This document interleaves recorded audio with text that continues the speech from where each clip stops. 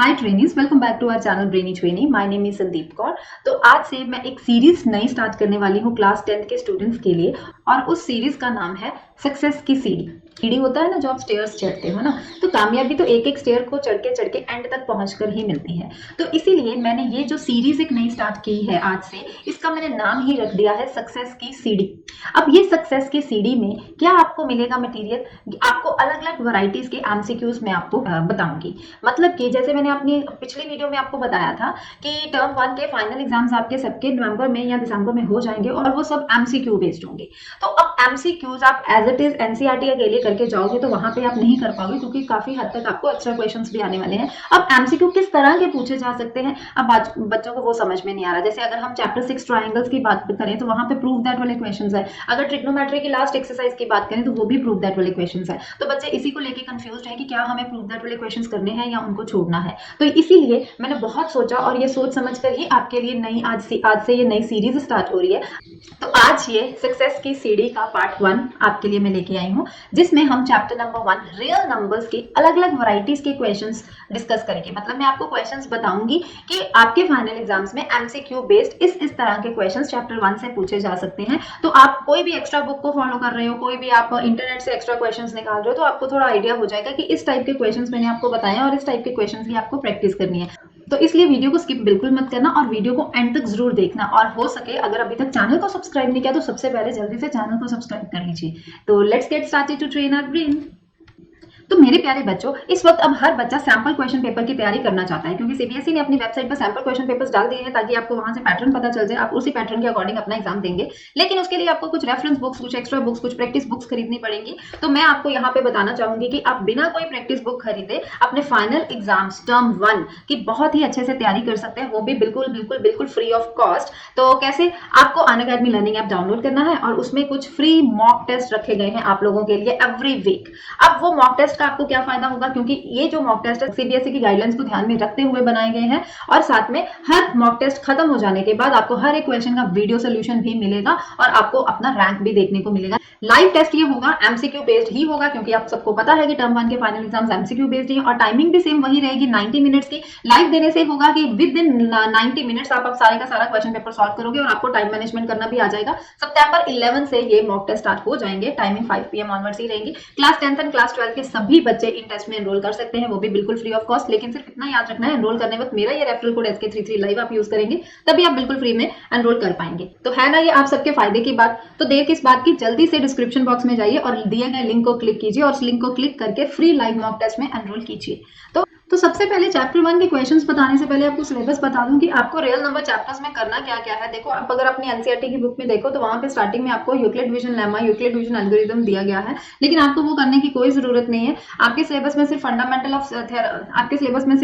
Theorem of arithmetic है। उसके बाद ये decimal representation of rational number in terms of terminating and non terminating है। तो मैं आपको डिटेल में बता देती हूँ कि एक तो आपको जो आपकी एनसीईआरटी बुक एचसीएफ वाले क्वेश्चंस आपको जरूर करने हैं, ठीक है, क्योंकि एचसीएफ आप लोग प्राइम फैक्टराइजेशन मेथड से भी कर सकते हैं, जरूरी नहीं उसके लिए हमें डिवीजन एल्गोरिथम का ही यूज करना है।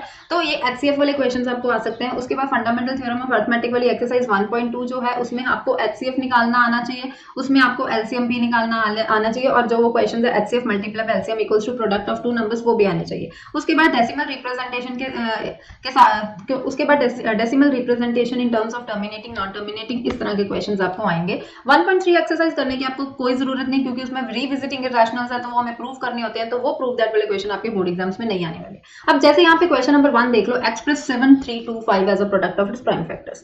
तो यहाँ पे क्या है, ये जो 7325 नंबर है, इसके आपको प्राइम फैक्टर्स बनाने, और जितने भी प्राइम फैक्टर्स है उसको मल्टीप्लाई साइन डाल के बस प्रोडक्ट ऑफ प्राइम्स में उसको लिख देना है, दैट्स द आंसर। तो इस तरह का क्वेश्चन आपको आ सकता है एमसीक्यू में। एक इस तरह से आ सकता है कि आपको एचसीएफ गिवन होगा, product of two numbers given होगा, आपको एलसीएम फाइंड करना है।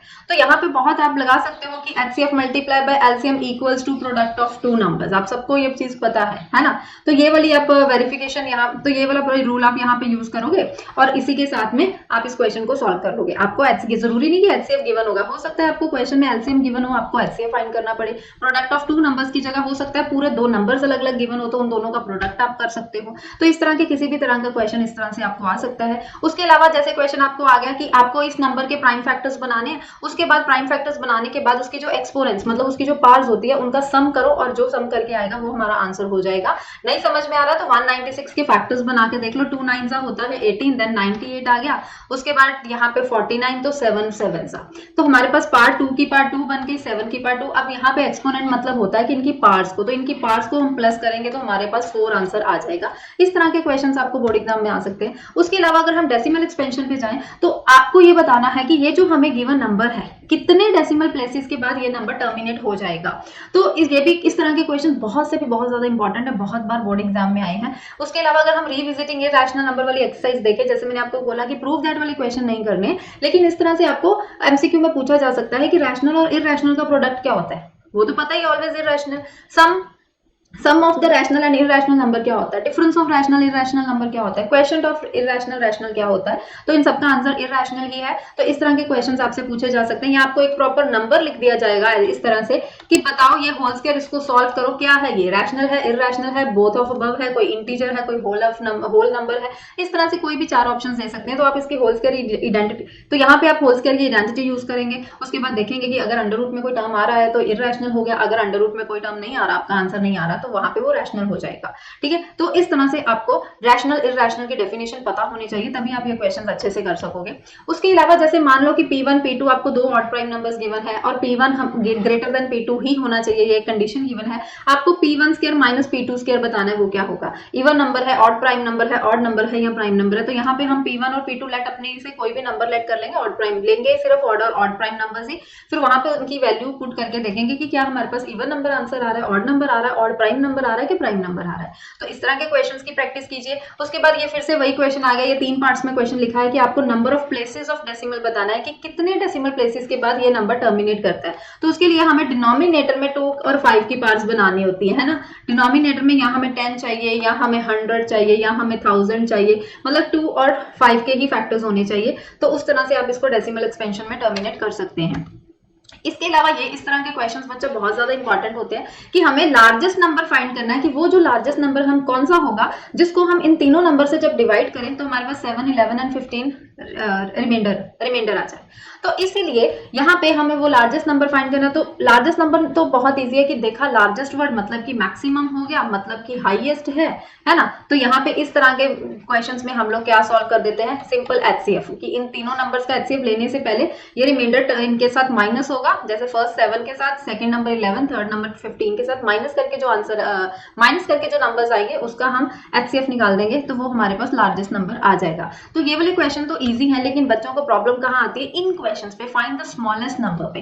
देखो वहां पे भी क्वेश्चन यही था, find the largest number that will divide this and leaving remainder, लेकिन यहाँ पे भी वही क्वेश्चन है कि रिमाइंडर्स आपको गिवन है व्हेन डिवाइडेड बाय दिस, 2 आपको डिवाइजर्स गिवन है, लेकिन हमें वो स्मॉलेस्ट नंबर फाइंड करना है। अब इस तरह के क्वेश्चंस में या तो हम कहीं प्लस करते हैं, या कहीं हम माइनस करते हैं, या हम कहीं डिवाइड करते हैं। हमें ये क्वेश्चन बच्चों को बहुत ज्यादा, तो बच्चों को ये क्वेश्चन बहुत ज्यादा कंफ्यूज करता है कि हमें कैसे पता चलेगा कि हमें पहले माइनस करना है, उसके कौन से नंबर्स का हमें एलसीएम निकालना है, या किसी क्वेश्चन में हम एंड में प्लस करते हैं तो हमें ये किस तरह से पता चलेगा। ये बहुत ही कंफ्यूजिंग क्वेश्चन है। तो मैं क्या करूंगी, आप लोगों के लिए एक अलग से वीडियो बनाऊंगी, क्योंकि स्मॉलेस्ट नंबर के ये जो क्वेश्चंस होते हैं इसकी 3 टाइप्स होती है, 3 तरह से ये क्वेश्चन सॉल्व किए जा सकते हैं। तो तीनों की तीनों टाइप्स में मैं वीडियो लेके आऊंगी, पूरी डिटेल में आपको अलग अलग टाइप्स के क्वेश्चंस देके समझाऊंगी कि अगर क्वेश्चन में ये कंडीशन गिवन है तो आपको कौन सी टाइप अप्लाई करनी है, और उसका आपको ट्रिक भी जरूर मिलेगा जहां पे आप बोर्ड एग्जाम में जल्दी से जल्दी इस क्वेश्चन को सॉल्व कर पाएंगे। तो ये क्वेश्चन बहुत इंपॉर्टेंट है। उसके अलावा जैसे वर्ड प्रॉब्लम्स आ गए, अब वर्ड प्रॉब्लम किसी भी तरह की आ सकती है, जैसे ये मैंने 2 टैंकर्स वाली ली है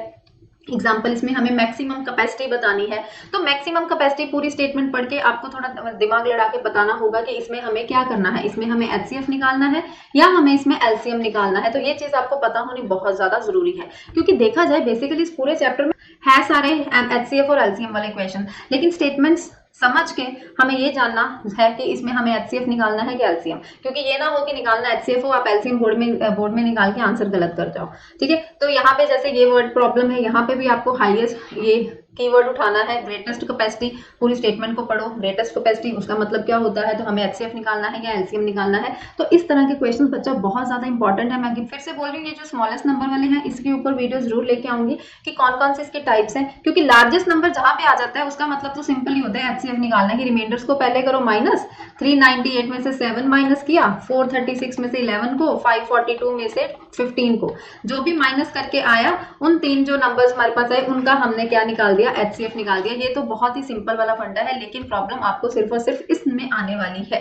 तो इसके ऊपर अलग से वीडियो जरूर आएगी, क्योंकि आज की इस वीडियो में मैं सिर्फ आपको क्वेश्चंस के टाइप्स बताना चाह रही थी कि आपको पता चल जाए कि किस टाइप्स के क्वेश्चंस आपको बोर्ड एग्जाम में पूछे जा सकते हैं। तो अब आप क्या करोगे, आपके पास कोई भी एक्स्ट्रा बुक है, अगर नहीं भी है तो कोई प्रॉब्लम नहीं है, आप इंटरनेट से क्वेश्चंस भी निकाल सकते हो। तो इसी टाइप के जितने भी क्वेश्चंस आपको जहां से भी मिलते हैं उन सभी क्वेश्चंस की अच्छे से प्रैक्टिस कीजिए, क्योंकि practice makes a man perfect, you all know.